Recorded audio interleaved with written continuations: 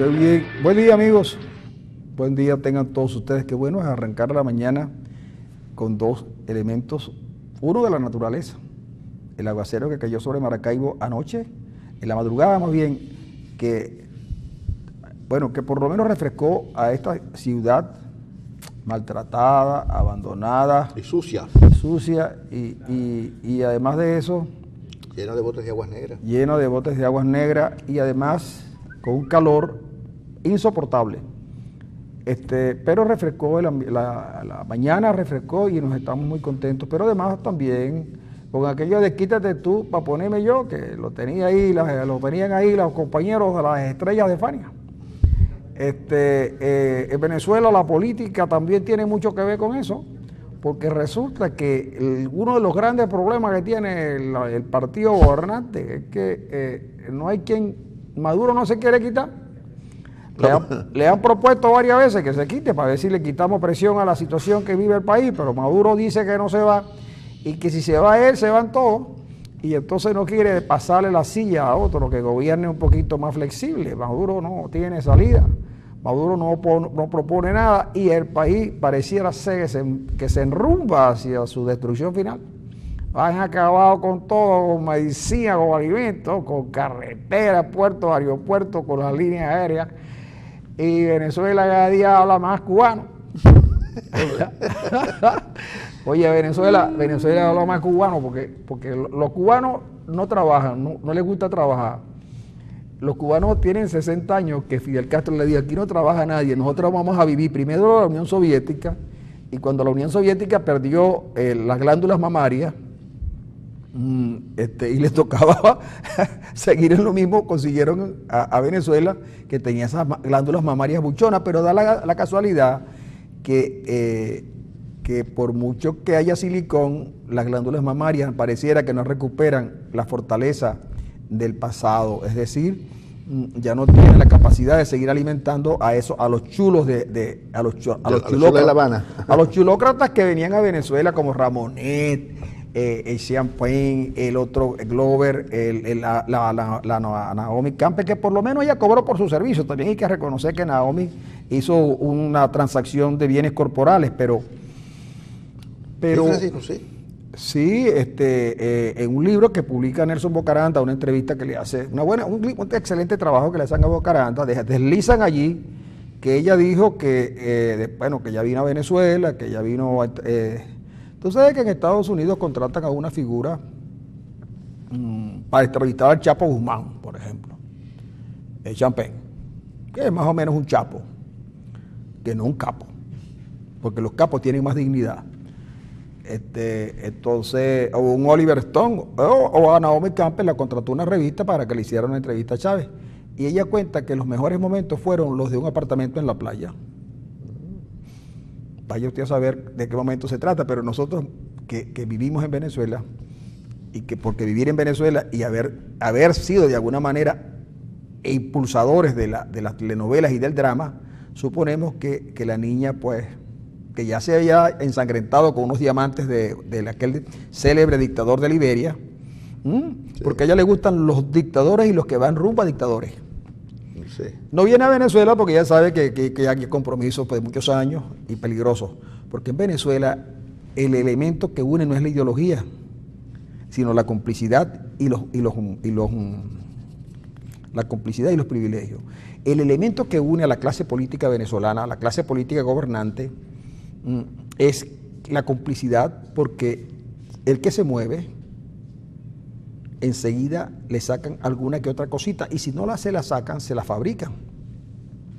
Fíjate tú que la acusación contra Luis Ortega no tiene que ver nada con su actividad política, sino la acusan de tener un cartel en la fiscalía que cobraba, similar a lo que se dijo después de Danilo Anderson, que por cierto la fiscal Luis Ortega debería, ella sabe qué pasó con claro. Anderson. Por eso es que en las últimas, al final de todo esto, tú ves cómo se unen las piezas del rompecabezas. Entonces ves a José Vicente, a Maduro, a Diosdado, a Tarek, al otro Tarek. Que de una u otra manera... Claro, y fíjate tú cómo son las cosas. Claro, el problema con Luis Ortega es que se resiste a decir cosas que tienen que ver con el periodo Chávez. O sea, ella no ha dicho nada del periodo Chávez. El periodo Chávez pasaron cosas, ¿no? Y para que tú veas Muchas cómo política, terrorismo y narcotráficos están muy cerca, el diario El Tiempo de Bogotá trae la siguiente información. Oye esto, un jefe del Ejército de Liberación Nacional, que dicen los entendidos que tiene que su presencia en tierras venezolanas es notoria, se fueron los de la FARC, algunos siguen con sus propiedades que adquirieron aquí, pero que el ELN en toda esa zona de Táchira, Apure, la tiene controlada el ELN. Dice, un jefe del ELN es el gran capo de la heroína en el país, en Colombia. Entonces, esta información que dice Tenoris Ortega no es una información que ella sola tiene. No, Esa información la tienen en muchas partes. Fíjate tú que yo creo... Como el caso tampoco de Odebrecht, tampoco. No. Es que ya el procurador de Colombia ha señalado que Luis Ortega tiene suficiente información que incrimina a altos funcionarios venezolanos, lo dijo el procurador colombiano. Incluyendo a Maduro. Incluyendo a Maduro. Pero lo que te iba a decir es lo siguiente, cuando hay una gira que no estaba planificada, donde Pence, el vicepresidente norteamericano, ve a Colombia, va a Argentina y va a Brasil, a Chile. Y no se sabe de qué se trata todo esto. Se trata de dos cosas. Primero, de declarar desde estos mundos que los Estados Unidos no tienen planificado la invasión de Venezuela porque no tiene sentido. No tiene utilidad para los Estados Unidos una invasión a Venezuela. Sobre todo porque es una cosa donde se va a ver muy grande, a pesar de las bravuconerías del gobierno venezolano, se va a ver muy grande Estados Unidos contra un contendor de poca monta. Sí, que no tiene... Pero resulta que, paralelo a la visita de Pence a estos países, alguien del gobierno norteamericano habló con los cubanos.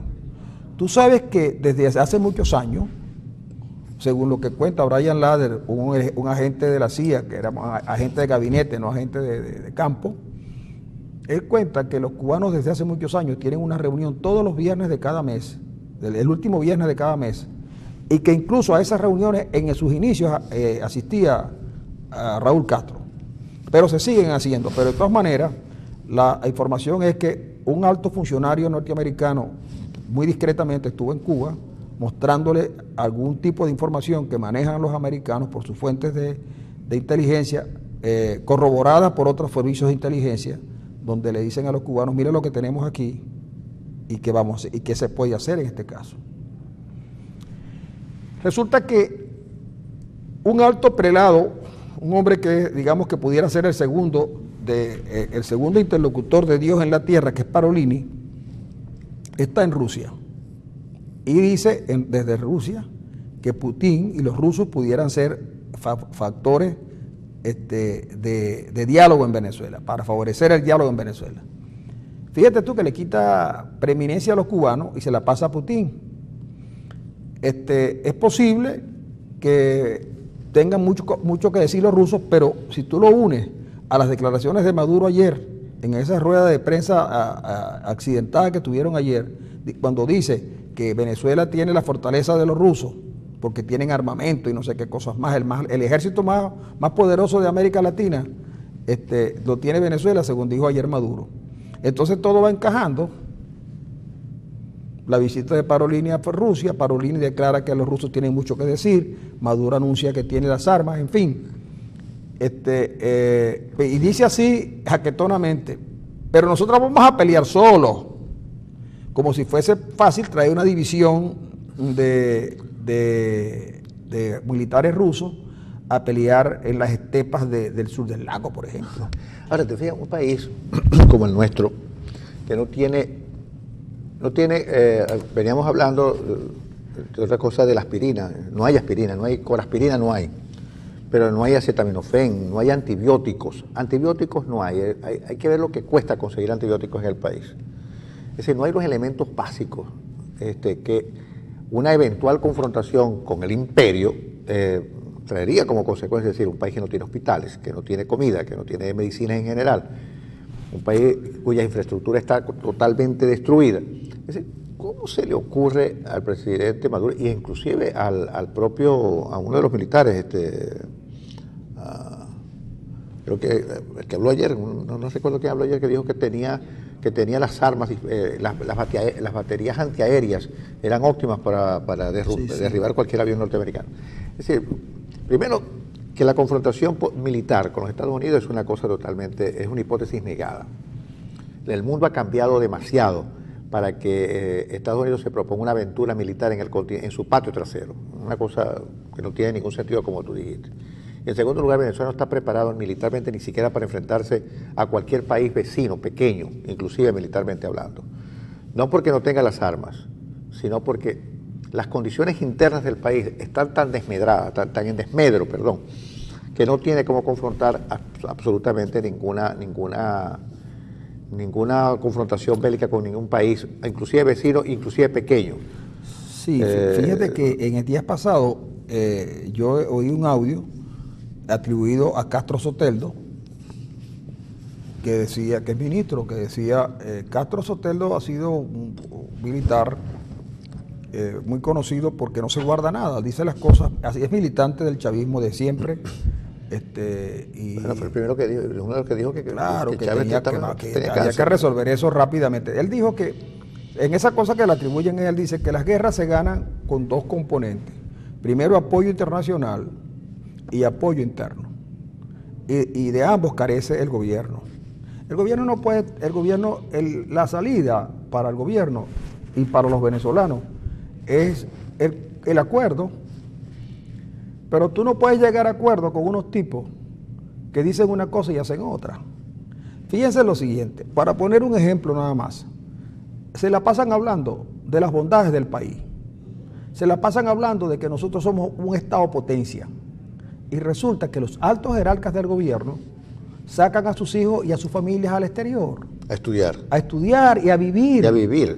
Fíjense y a vivir la vida. Yo no estoy seguro si es verdad que los oasis de Escarrá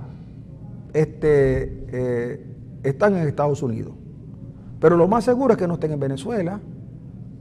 Yo no estoy seguro si las inversiones fuertes de Escarrá están en Estados Unidos, pero Venezuela pareciera que no las tiene. Bueno, la única inversión que tiene es la vaca lechera que ordeñan en Miraflores, porque eso es una vaca lechera. Sí, señor.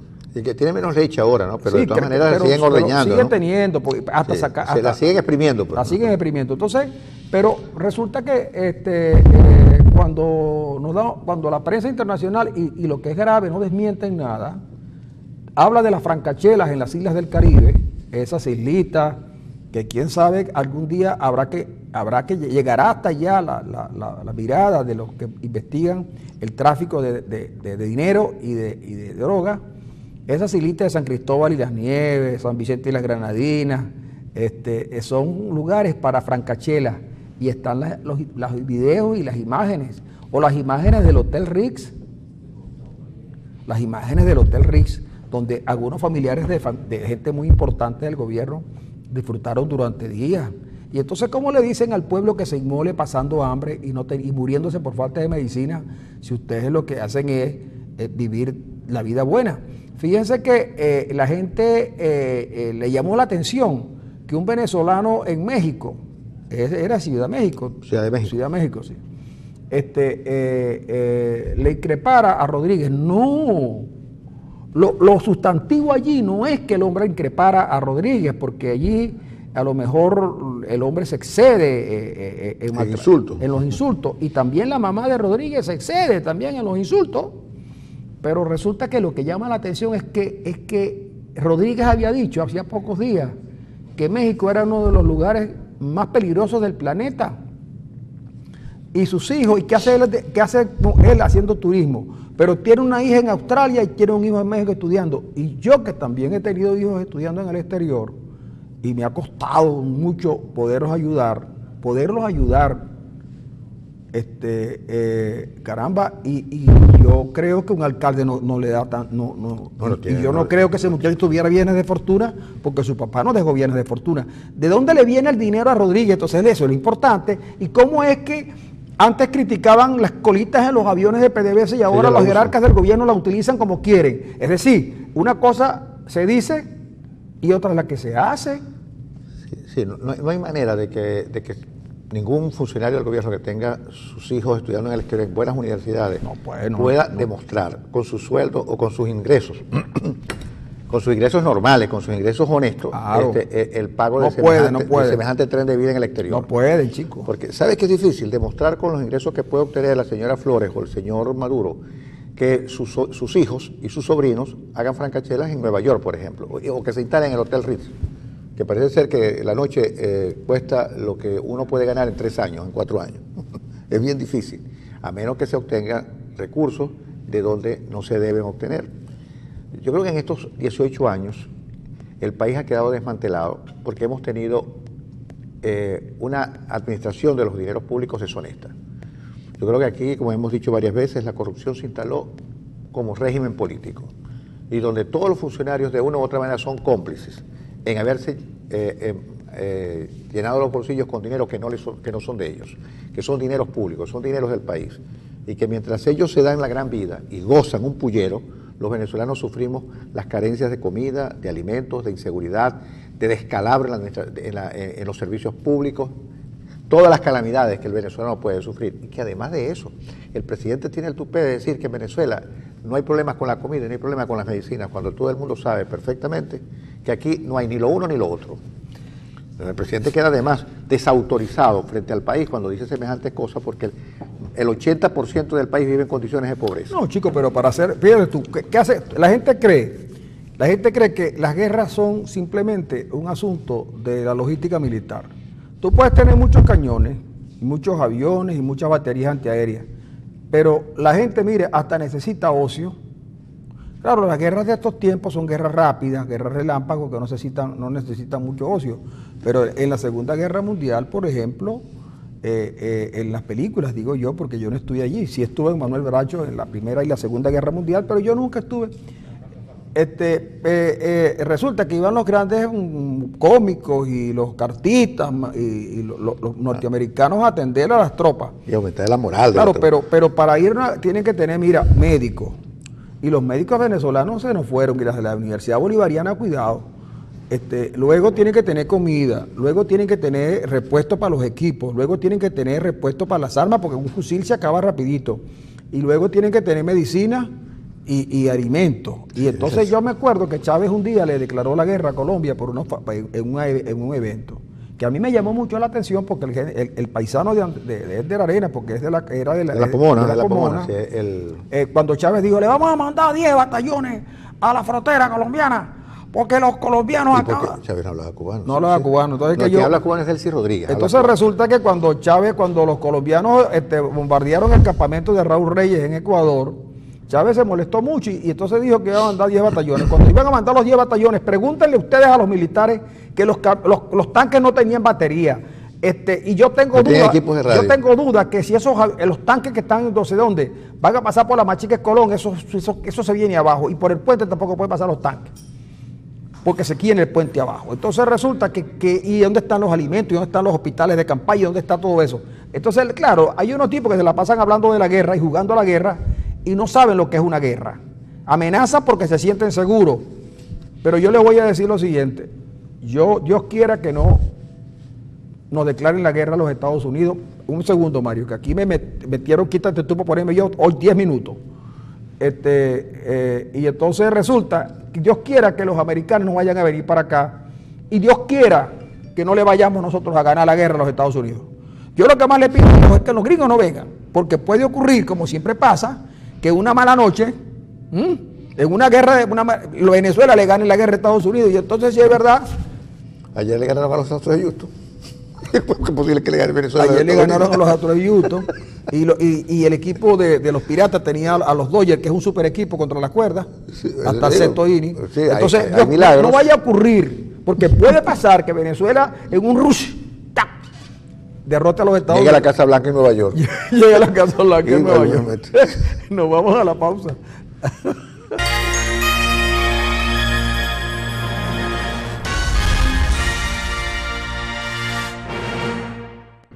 Ahora estamos en Periscope, porque usted sabe que a esta hora de la mañana Hay una cadena. hay una cadena, Se llama la cadena del desayuno. la cadena del desayuno, pero sin desayuno, sin nada que comer, pues. Sin nada que comer. Es decir, la cadena del ayuro. La cadena del ayuno. Pero nosotros seguimos en Periscope para que no nos perdamos todo lo que, algunas cosas de las que tenemos que ir hablando.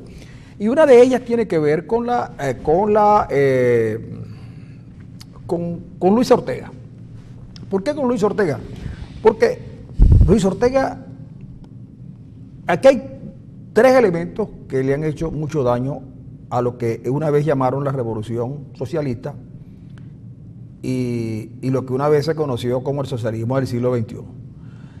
El primer gran enemigo de la revolución socialista es el gobierno. El gobierno de Chávez en su momento y el gobierno de Maduro. El gobierno de Maduro ha sido mucho más, le ha hecho más daño a la revolución que el gobierno de Chávez. El gobierno de Maduro lo que ha hecho es prácticamente desmantelar todo lo que se trató de construir en su momento. Sí, destruir lo bueno y lo malo que había hecho Chávez, ¿no?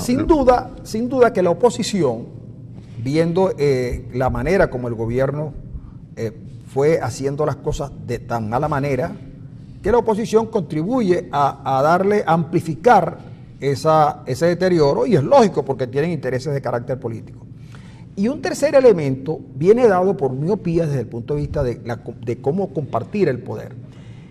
Hace un tiempo atrás, unos meses atrás, en una jugada que mucha gente interpretó como una jugada de buscar salidas políticas y acuerdos, el presidente Maduro se trae de Anzoátegui a un gobernador que estaba cómodo en Anzoátegui, según lo que todo el mundo decía, porque Aristóbulo no estaba haciendo un gran gobierno, pero él, por su manera de ser, en Anzoátegui tenía más o menos control del Estado, aunque había perdido las elecciones parlamentarias.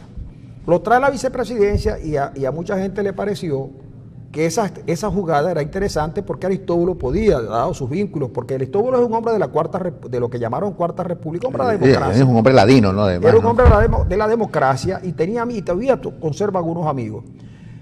Pero ocurre que la presencia en la vicepresidencia de Aristóbulo fue torpedeada, al punto que él mismo, claro, ya acostumbraba a burócrata, aceptó un cargo menor, sin importancia, como ministro de las comunas.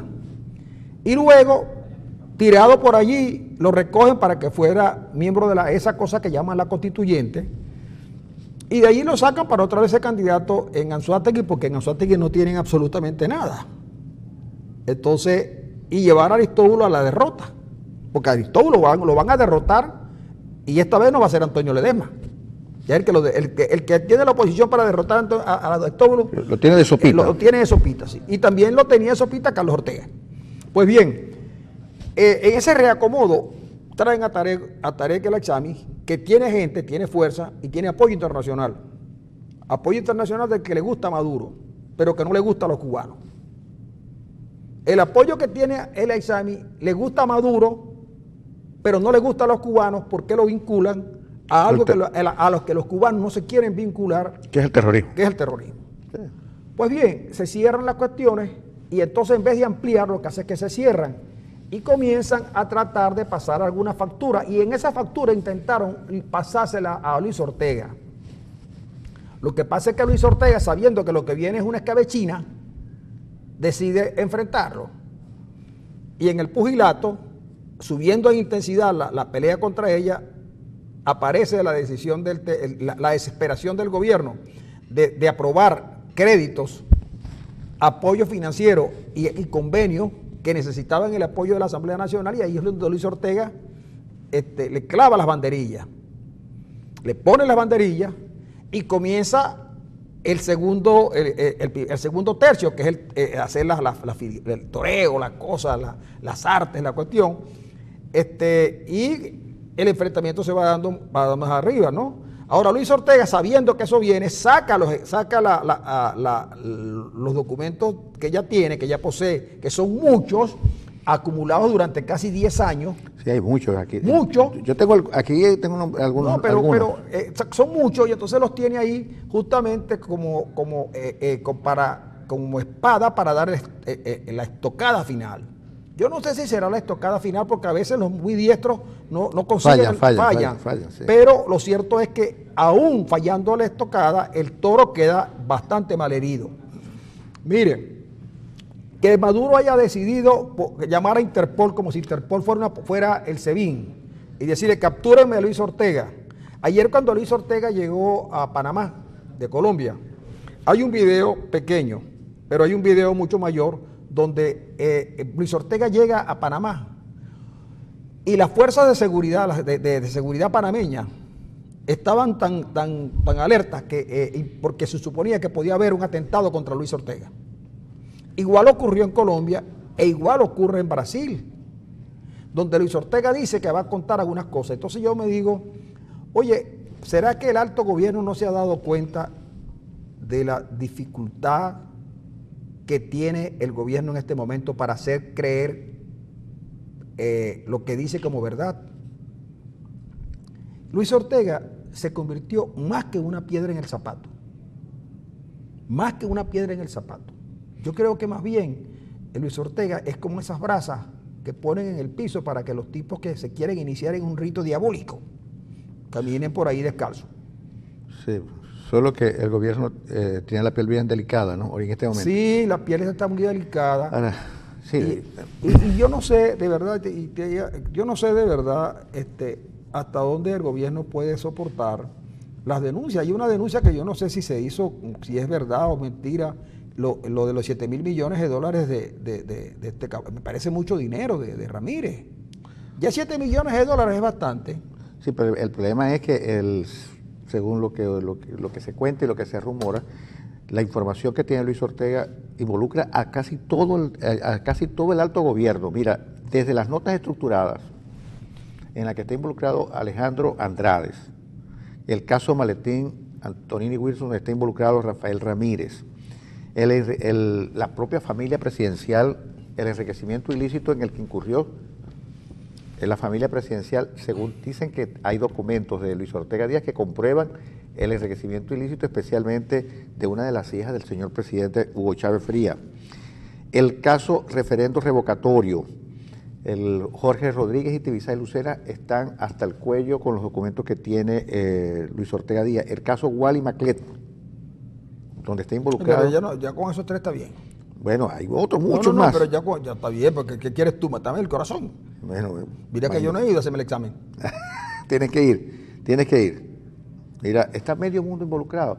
Si es verdad esa cantidad de documentos que tiene Luis Ortega Díaz, este gobierno, si a lo mejor nacionalmente, como tienen el control de aparatos importantísimos, Fuerza Armada, Tribunal Supremo de Justicia, los tribunales y ahora la Fiscalía, es posible que internamente pudieran estar blindados, pero el daño que se le puede producir, que se le está produciendo ya y que se le va a producir al gobierno, por lo menos a nivel internacional, de prestigio internacional, es una cosa increíble. Y por supuesto, el deterioro que la izquierda a nivel del continente, por los casos de corrupción, donde están involucrados gobiernos de izquierda, especialmente el venezolano, prácticamente liquidaría la pretensión de izquierda para gobernar por muchos años el continente. Porque la corrupción política y la corrupción administrativa se hizo dueño de estos países: Brasil, Argentina, Venezuela, Ecuador, y para ya de contar. El daño que se le ha hecho a la izquierda en América Latina es increíble por los gobiernos de Chávez, Maduro y el resto del país. Pero pues, al punto, por ejemplo, que el presidente de Ecuador se desmarca, ¿no? Intenta desmarcarse. Se desmarca. Y fíjate tú que en El Salvador,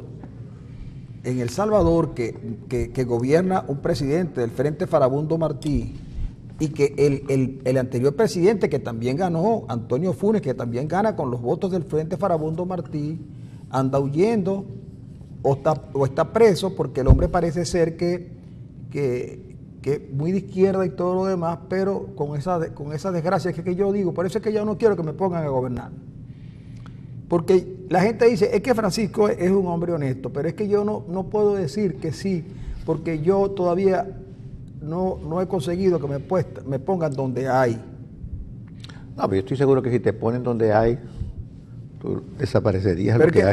Porque ¿sabes qué? O sea, a mí yo me conformaría nada más que con lo que llaman la partida secreta. Porque si es secreta, ¿qué vas a ver? El único fue Lucinchi que se puso a hacer cheques. No, y además. Y Siliberto. Y Pérez. No, pero Pérez manejó la partida secreta, pero si es secreta, es secreta, secreto es secreto. Ahora, lo que pasa es que en este país no se puede tener secreto. Por eso es que yo siempre recomiendo que cuídense del kikirimiao. Sí, el kikirimiao es peligroso. Mira, yo te pregunto, una de las figuras que está en un candelero es Tarek William Saab. Pero ¿por qué ese muchacho lo que se le pasa es en el gimnasio? Bueno, precisamente porque, fíjate, tiene el caso Odebrecht. Un caso increíble, terrible según lo que se cuenta, porque según se comenta, la señora Luis Ortega Díaz tiene documentos que involucran hasta el mismísimo presidente de la República. ¿Qué va a hacer Tarek William Saab? Continúa la investigación de la Fiscalía, porque él tiene derecho a tener acceso al expediente porque ahora es el fiscal. Obviamente él conoce el expediente. ¿Qué va a hacer cuando él conozca toda la trama de corrupción que se articula en torno a Odebrecht? ¿Qué va a hacer? ¿Qué va a hacer con los 136 muertos que hubo en 4 meses y que no se puede estar... Pero aguanta. El primero va a tratar de determinar cómo fue que dañaron 3.000 árboles en el país. Bueno, pero, ok, más allá de que es un crimen ecológico, pero yo creo que es mucho más importante el crimen humanitario que se hizo contra 136 personas muy jóvenes en Venezuela, que dejó a familias enteras sin hijos, en algunos casos, o sin esposos en otros casos, o sin padres en otros casos. ¿Qué va a hacer? Porque no puede venir con el cuento de que Luis Ortega Díaz es el autor intelectual de esos crímenes, porque los que dispararon obedecían órdenes de otros autores intelectuales. Es decir, Luis Ortega Díaz no dio orden para disparar contra nadie, pero sí hay gente que dio orden para disparar bombas lacrimógenas e inclusive balas mortales contra manifestantes. No puede venir con la mentira o no puede venir con el argumento de que fue Luis Ortega Díaz quien intelectualmente planificó esos crímenes. Ya se hizo una vez en el 2014 con mucho éxito, porque todavía Leopoldo López está preso. Es decir, ¿qué se va a hacer con esos casos? ¿O qué se va a hacer con el caso del decreto 155 y 156? Donde la anterior fiscal dijo que se había roto el hilo constitucional. ¿Qué va a decir Tarek William Saab? Y la última pregunta que se hace el artículo hoy de Orlando Zamora, que es bien bueno, ¿llevará Tarek hasta las últimas consecuencias la investigación sobre Odebrecht? ¿Tú crees que la llevará hasta las últimas consecuencias o hasta las primeras consecuencias? Yo creo que ninguna consecuencia, sin consecuencia. Bueno, de todas maneras, Tarek William Saab tiene un saco de papa caliente en la mano. ¿Qué va a hacer? Vaya usted a saber qué va a hacer Tarek William Saab. Él es un muchacho, tiene 54 años ahorita. No sé, yo no debería decir nada. Tarek William Saab es un personaje que construyó un prestigio en torno a la defensa de los derechos humanos, ¿no? Vamos a ver cómo queda en este caso donde... Bueno, ya veremos que al final de toda esta historia es probable que haya un tribunal que decida que fue Luis Ortega la culpable. Pues, ¿qué? Venezuela está viviendo momentos verdaderamente difíciles y pretender que alguien actúe con cierta sensatez es como pedirle peras al olmo, ¿no? Porque, o en la versión maracucha de pedir... Peras al horno. Peras al horno. Pero además que por eso han, digamos, estigmatizado a un alto dirigente zuliano. Porque la primera cosa es que tú le pides peras al horno, pero los hornos no son tan inteligentes como para darte las peras, pero las peras pueden ir al horno. No, sí, como no. Claro, las peras... Cualquier cosa puede ir al horno. Pero las peras horneadas son sabrosas. Ay, no las he probado. No, sí son sabrosas. Si es que yo tenía una amiga que ella era hija de inmigrantes canarios y por supuesto... cantaba lindo, ¿no? Era hija de inmigrantes canarios y entonces ella, cuando yo llegué a su casa... ella siempre tenía peras en el horno. Espera, que te voy a dar Entonces peras. ella me decía, déjame sacar las peras del horno, pero... Y yo ahí de verdad que entendía la cuestión. Pero algunas veces tenía manzanas al horno y plátano horneado.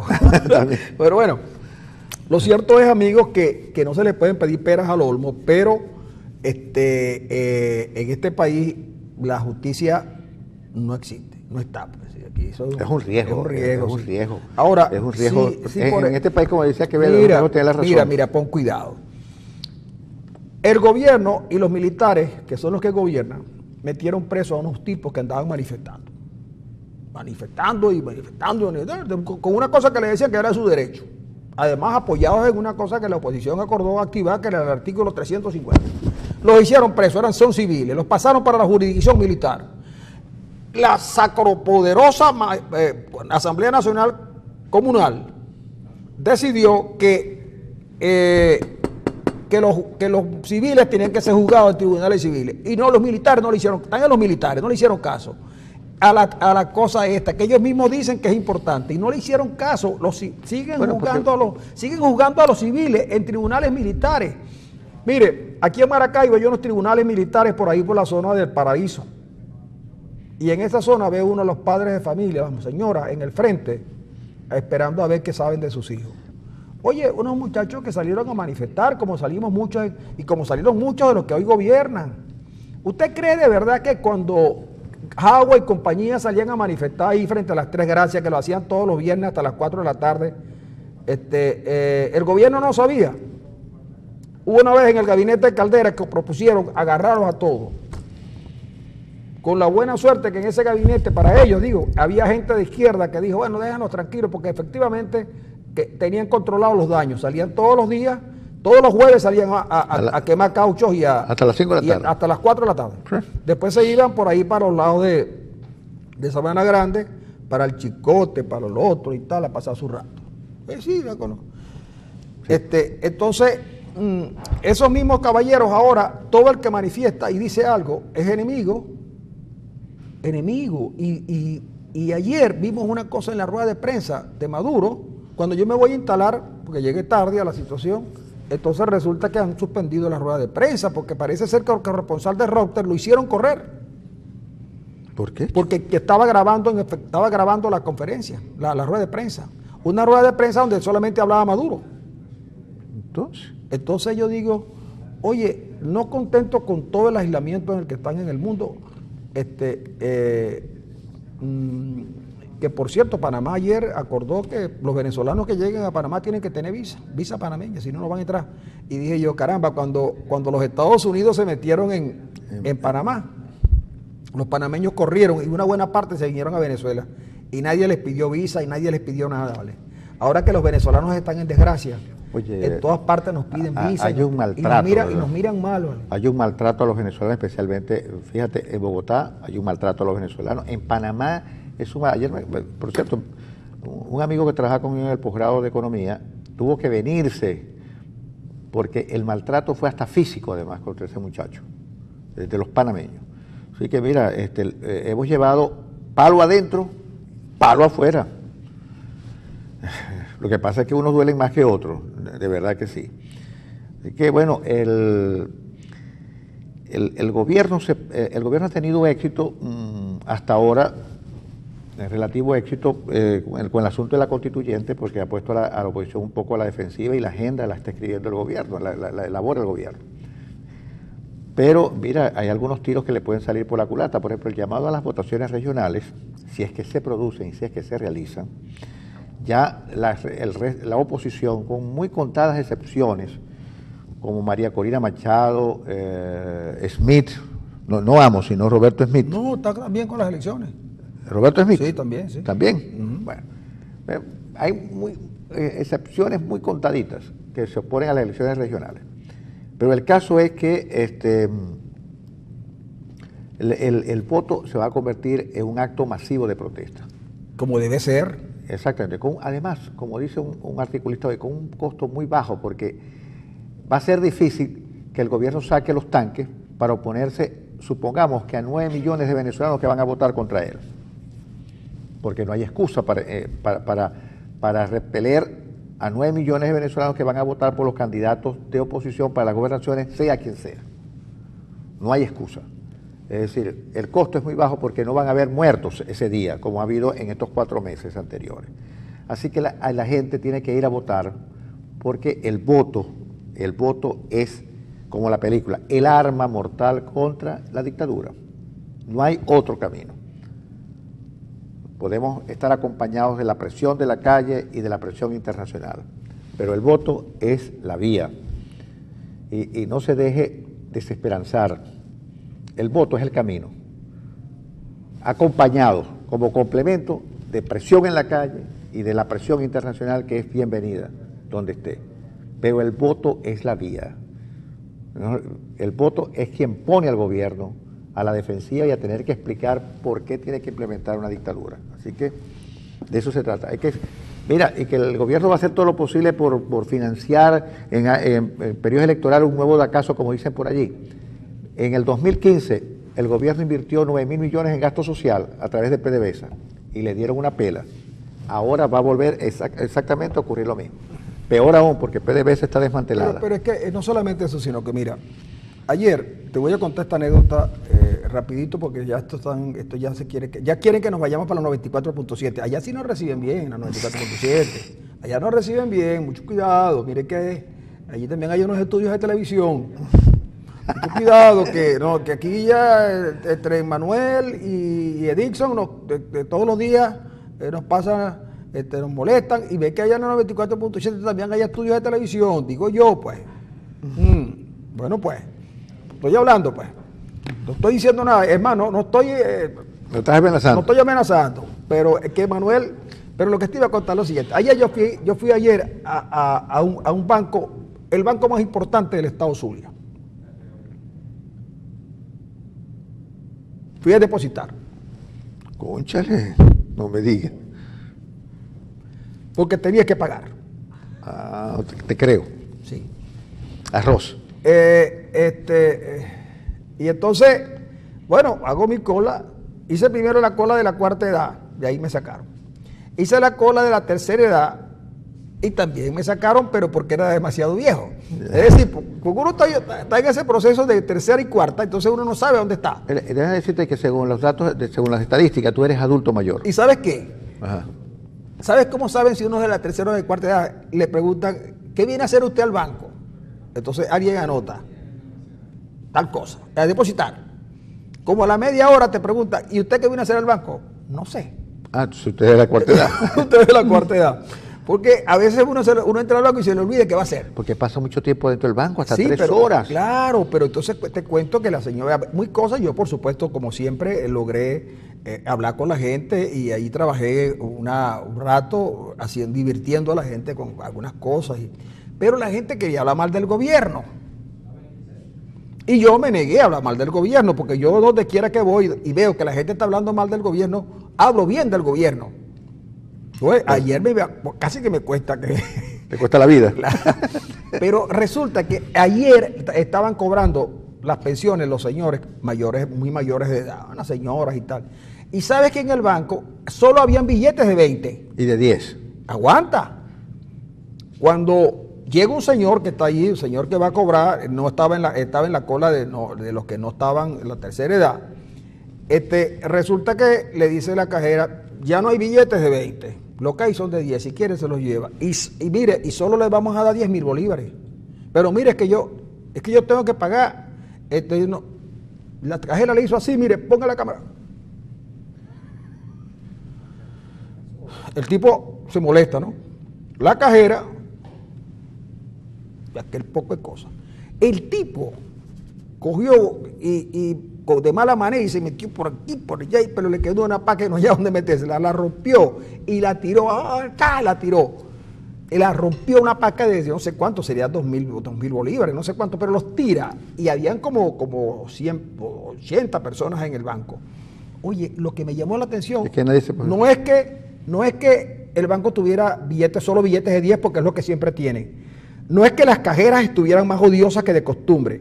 No es que el gerente no estuviera allí como de costumbre. No es que el policía no estuviera siempre diciéndole a uno, mire, cuidado con el celular. Este es un teléfono inteligente, chico. Le dije yo al hombre. un teléfono inteligente.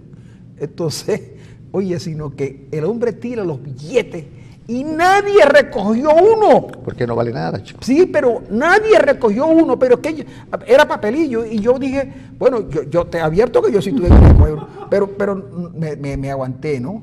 Porque esa es una moneda de curso legal en Venezuela. Pero de las personas que estaban, cuando el tipo lo tiró de la rabia que le dio, tiró los billetes y aquello parecía como confite, el papelillo. Y nadie cogió un billete y quedaron ahí. Yo me imagino que el policía, cuando estaba o la señora de limpieza, barriendo los metió y se los llevó. Y quién sabe si va a votarlo. Oye, a esa situación miserable hemos llegado en este país. Fíjate, no hay efectivo en los bancos. Y Sudeban acaba de declarar que se amonestará a los que avancen efectivo. Ahora, ¿por qué la gente prefiere el avance efectivo? Aún pagando el 15 y hasta el 20%. Porque se lo dan enseguida con billetes de 100 y no tiene que pasar 3 y 4 horas en un banco donde le dan billetes de 10 y de 20 y nada más 10.000 bolívares. Y te cambian cheque. Además te cambian el cheque. Vamos a la pausa. Oye,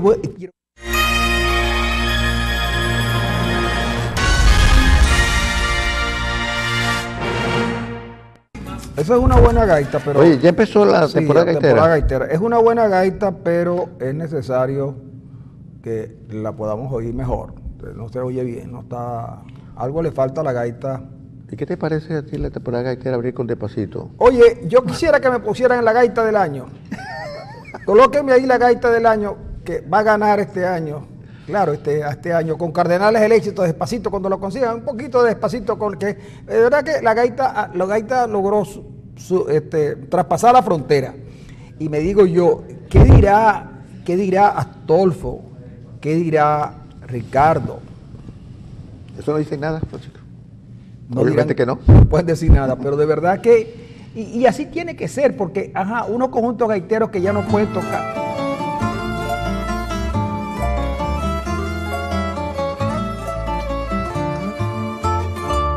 No te asombres si te digo lo que fuiste. ¿Dónde está esto? Oye, yo no sabía que aquí, chico, había alguien con algunas deudas que pagar. Lo que falta ahora es que pongan fuego lento, fuego de amor encendido. De verdad que... Te volvió loco, Manuel. Yo voy a poner Despacito con los Cardenales del éxito, porque es que esos conjuntos gaiteros, como no hay gaita, van a tocar cualquier cosa. Claro. Es más, me dicen que Coquimba este año trae una recopilación de los mejores... Ahí está, Despacito.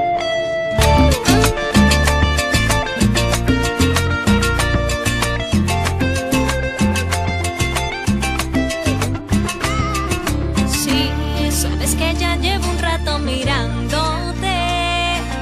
Tengo que bailar contigo. Vi que tu mirada ya estaba llamándome. Muéstrame el camino que yo voy. Tú eres el imán y yo soy el metal. Te voy acercando y voy armando el plan. Solo con pensarlo se acelera el pulso. Ya me está gustando más de lo normal. Todos mis sentidos van pidiendo más. Esto hay que tomarlo sin ningún apuro. Despacito. Allá va. Ahora solo falta Lula Silva diciendo, Carmencita Silva diciendo, allá va. Pero en honor a la verdad, tiene su saborcito. No, es sabrosita. Es sabrosita, sí. Hasta da piquiña. Ahora, pero justamente es que me cuentan que Coquimba, que es uno de los grupos más renombrados de Maracaibo, y si no es renombrado, el dueño del conjunto se renombra. No, es que va a ser, Coquimba va a traer los éxitos de los corraleros del Majagual. No me digas. Sí, señor, este año. ¿Y cómo se hace tiempo de gaita vampiro? Yo no sé, pero lo tocará. Yo no sé cómo será eso de vampiro. Que te advierto, ayer hablaba yo de los vampiros porque alguien me dice que en esta cosa de la política un tipo pasó de vampiro a sacerdote. Fue vampiro en sus tiempos por allí por la Trinidad y luego se hizo sacerdote porque claro, el exorcismo fue tan fuerte que lo pasaron de un lado a otro. Cuando le muestran la cruz, el hombre ya no es vampiro. No. No, pero antes fue vampiro por los lados de la Trinidad. Y ahora me dicen que está convertido en sacerdote. Bueno, suele pasar. Pero lo que sí digo es que me dicen que Coquimba que es un gran grupo que a mí me gusta mucho, sobre todo porque la gente, los González son amigos, pues Oscar, sobre todo el alma de ese conjunto, gran amigo. Pero es verdad que trae una recopilación de los corredores más buenos. Sí, y el grupo de Pedrito Villalobos trae bolero. Trae los mejores boleros de Panchito Riseta en gaita y unos de Jaramillo. Entonces, claro, como la gaita ya no se sabe, ya no hay gaita, pues.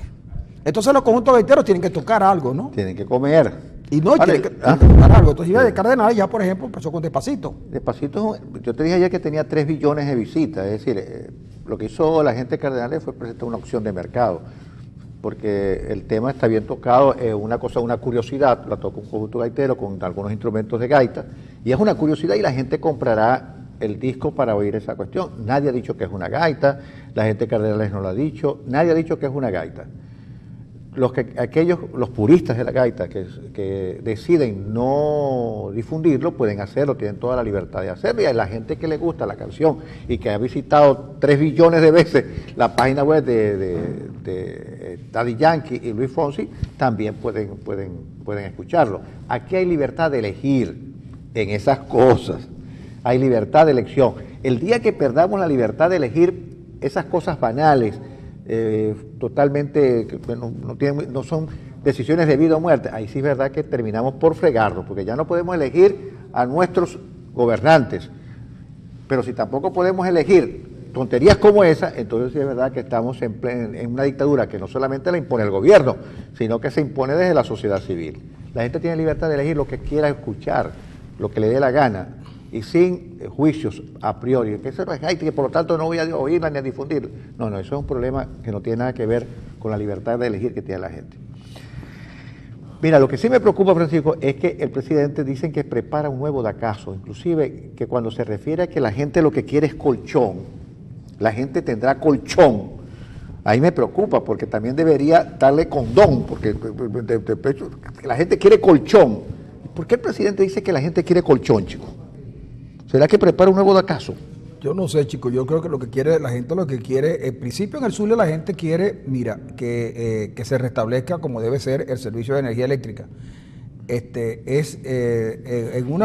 Ayer justamente que estuve allí en una institución bancaria, comencé a hacer una suerte de encuesta para saber en qué medida habían sido afectados los que estaban allí por los apagones y por los bajones, porque el apagón mucha gente lo ha contrarrestado con una suerte de switches, donde un interruptor que permite bajar la electricidad y esperar cuando se restablezca todo, pero los bajones son peligrosos porque baja de repente, queman todo. Y mira, y casi toda la gente allí, incluido el propio banco, se le dañaron los aires acondicionados. Entonces uno no vaya, tú no puedes, no tienes dónde quejarte. Y yo digo, pero y le digo, usted no tiene derecho a nada, es que lo perdimos todo y tú no tienes derecho a protestar, porque si tú protestas por eso, por ejemplo, hay un sector de Maracaibo en las playitas donde acaban de cerrar las calles, pero es que tienen más de 20 días con un bote de aguas negras y nadie se conduele de ello. Y entonces, pero no les importa porque que no hay plata. Pero dice del barrio Las Playitas. ¿Cómo que no hay plata y hay dinero para pagar el combustible del avión que llevó Jorge Rodríguez a México? ¿Cómo que no hay plata? ¿Cómo que no hay? ¿Cómo que no hay dinero y están montando una cumbre de los países dialogantes? Chico, ¿cómo que no hay plata y montar una constituyente en 20 días, chico? Sí, pero lo que digo, están convocando para Venezuela una cumbre de países que apoyan a Venezuela en su lucha contra el imperialismo. Oye, pero hay plata para eso, pero no hay dinero para resolver los problemas a la gente. Y entonces uno dice, bueno, es como arar en el mar, es como perder el tiempo denunciando las cosas, pero es que ciertamente el gobierno no se da cuenta que cada vez que miente, de acuerdo, le digo a José Vicente, si en Venezuela lo que sobra son las medicinas. Sí. Y resulta que la gente no consigue las medicinas. Y cuando las consigue, las consigue a un precio exorbitante.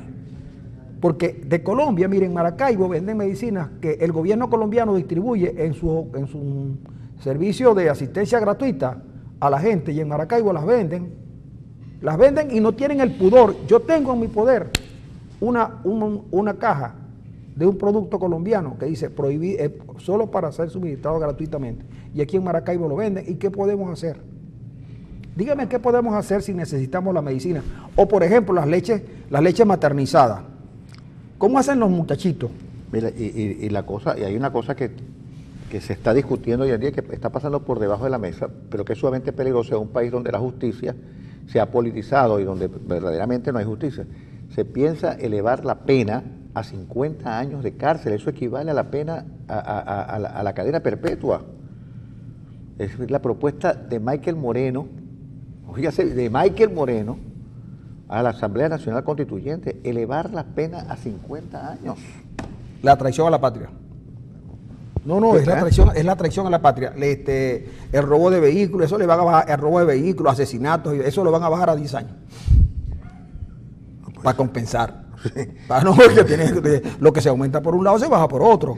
Oye, increíble, porque eso es cadena perpetua, 50 años. Pero es por traición a la patria.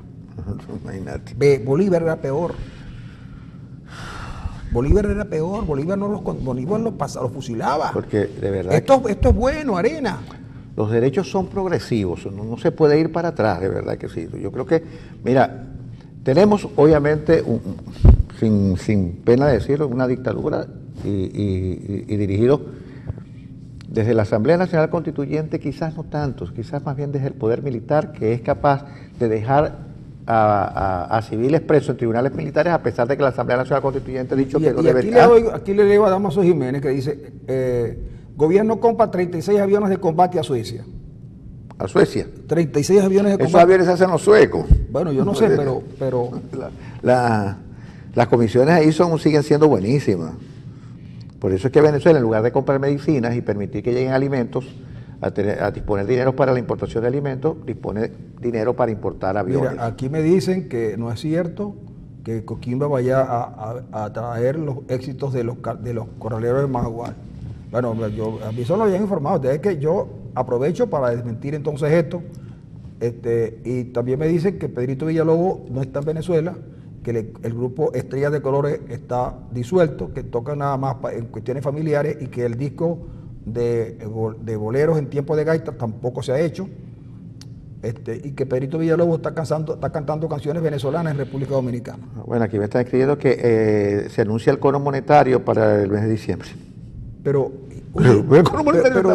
tú te acuerdas, yo lo recuerdo bien, la vez que dijeron se acabó el billete 100, y yo le cogí una rabia a ese billete, no sé, pero es que yo le cogí una rabia que ¿dónde lo tengo el billete de 100? Aquí tengo 2 billetes de 100. ¿Cuánto? 2 billetes de 100. ¿Para qué te sirven? Esto fue lo que me quedó de los 10.000 bolívares que yo tuve una vez, el día anterior a que comenzara la histeria de que se acabó el billete de 100. Y yo traté inútilmente de que alguien me lo cambiara por 50. Y yo, usted lo cambié por 50, pero me da 120. Es decir, que yo le iba a dar de 100, él me iba a dar unos 50 y le tenía que dar 120. Pues este billete no ha desaparecido. Este billete no ha desaparecido. Y quién sabe si no va a desaparecer, pero el billete de 2.000 se parece a este billete. ¿Oíste? El billete de 2.000 se parece a este billete de 100. Yo lo voy a guardar, porque a mí me gusta guardar los conos monetarios. Pero, ¿dónde está el cono monetario? Dice que está en el cono. En el cono sur. Ese ruido que oyeron dicen que soy yo el que lo produzco. Yo no creo. Sí, pero se oyó allá. Pero se oye aquí. Sale de aquí.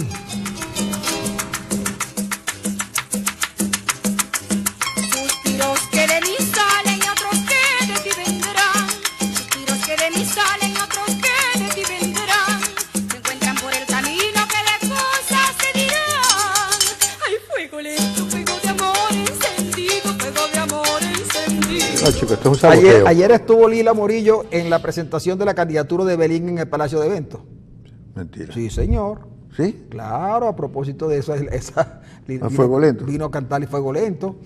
Sí, porque es una candidatura que se está Esa es una lento. candidatura a fuego, Fuego Lento. la candidatura de Belín es a Fuego Lento y ayer estuvo Lila Morillo. Pero el que le tiene puesto un soplete a esa candidatura es el Manuel No, Rosales. mira, y estuvo ayer en la presentación de la candidatura de Belín, estuvo Pablo Pérez, señal de que hay reconciliación en el Nuevo Tiempo, ¿Ah, sí? a pesar de todo, ¿no? Y estuvo Stalin González y los diputados del Zulia. ¿No estuvieron? Los diputados del Zulia que fueron electos, que nunca vinieron al Zulia, pero ayer vinieron a la presentación y me imagino que se volvieron a ir. Seguramente vinieron en vuelo privado.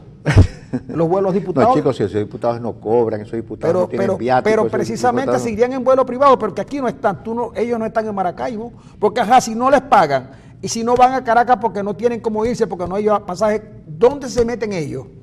¿Qué se hacen ellos? Eso es una buena pregunta, pero Ajá. hasta ahora los diputados electos el 6 de diciembre del 2015 no se les ha cancelado los sueldos, no se les da viáticos, no se les da absolutamente nada. La Asamblea Nacional Constituyente dice que ellos no han disuelto la Asamblea Nacional, pero la Asamblea Nacional no puede hacer absolutamente nada. Está disuelta en la práctica desde la misma noche que ganaron. Sí, pero está bien, yo estoy de acuerdo, están disueltos, pero los diputados del Zulia, que deberían estar en el Zulia haciendo su trabajo en los sectores populares, hablando con la gente, organizando la cuestión, ellos no están nunca aquí. Yo creo que fue que llegaron ayer en un vuelo charter, como no hay pasaje, y seguramente siempre uno tiene amigos en la oposición, siempre tiene amigos. Entonces de repente los vi en vuelo charter, estuvieron ahí en Almaruma, cerquita, y se fueron otra vez al aeropuerto, porque nadie los ve en Maracaibo, los diputados desde el Nuevo Tiempo, nadie los ve en Maracaibo. Nadie. Bueno, ahora vinieron a la presentación de la candidata de Belín, y se fueron. Pero eso es una elección que le da a la gente de los partidos y a la propia sociedad. Tienen que elegir candidatos que sean responsables frente a la gente que los elige. No puede ser que usted los elige y después los tipos desaparecen, como si fueran polvos mágicos, desaparecen. No, hay que votar por dirigentes y por un liderazgo que esté atento a las comunidades que los eligen. De eso se trata toda esta cosa, si no... Pero yo dije algo que de repente me dicen que Periscope quedó abierto y yo lo que dije es lo siguiente: miren, la política y los cargos públicos son alternativos para que cada quien pueda expresarse. Es verdad, yo no voy a calificar si las gestiones son buenas o malas, las gestiones que el Nuevo Tiempo ha hecho. Sí he dicho que las gestiones del Nuevo Tiempo son muy sectarias, solo son ellos. Y en el tiempo que Rosales, más otros Rosales han gobernado, los gobernantes son los mismos. Hay quienes tienen en la administración pública, entre la gobernación y la alcaldía de Maracaibo, más de 20 años gobernando. Y yo creo que en el Zulia debió haber una generación que se perdió, una generación invisible. Y creo que al Zulia le hace falta airearse. Un relevo, chico. Un relevo. Y eso no es, eso lo digo, seguramente se lo comentaba a Ender Arenas en privado, pero ahora con esa desgracia del Periscope, que uno no sabe cuándo hay que pararlo, cuándo no se para, cuándo sigue, entonces siempre uno termina diciendo cosas que no dicen, que no lo dice públicamente, pero yo lo asumo. Yo creo que al Zulia le hace falta un cambio, de verdad. Le hace falta un cambio, porque resulta que son muchos años y yo como zuliano estoy insatisfecho con lo que he visto y no tengo temor en decirlo aquí como lo puedo decir en otro lado, incluso si es necesario tener que decírselo a los dirigentes del Nuevo Tiempo. Mire, porque el Nuevo Tiempo también tiene dirigentes como Eliseo Fermín, que ha dado la cara mientras el partido estaba tranquilo en su madriguera. Eliseo Fermín estaba en las calles del Zulia denunciando al gobierno de Arias Cárdenas, mientras que el Nuevo Tiempo estaba muy tranquilo, pensando seguramente en cómo traer a Rosales. Eliseo Fermín estaba allí, es un dirigente reconocido, el Zulia lo conoce y sin embargo a la hora de escoger el candidato prefirieron a la esposa de Rosales antes que a Fermín. Ahora, eso puede ganarme cierta animadversión de parte de la gente de Rosales, pero esa es mi opinión y yo la expreso con toda la claridad del caso y tal vez con la ingenuidad de alguien que cuando si ganan los Rosales nuevamente sería evidentemente mal visto. Pero yo generalmente no le trabajo a los gobiernos. Yo no le trabajo a los gobiernos y si tuviera que trabajar,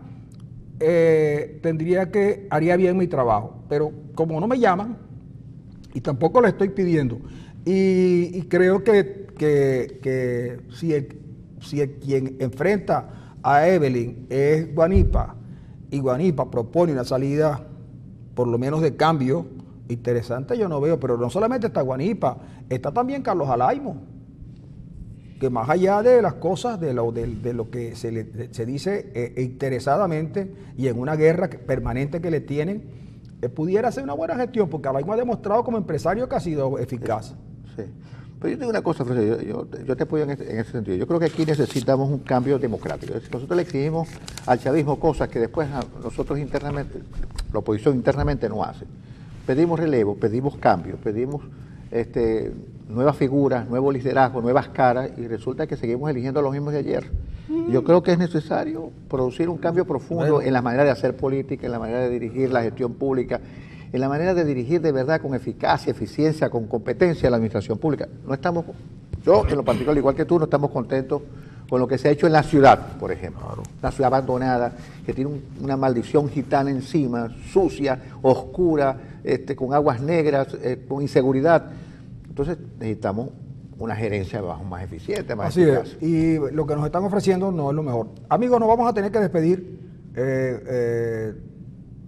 porque se nos acabó el tiempo. Vamos para la 94.7 a pasar un rato también muy agradable con ustedes.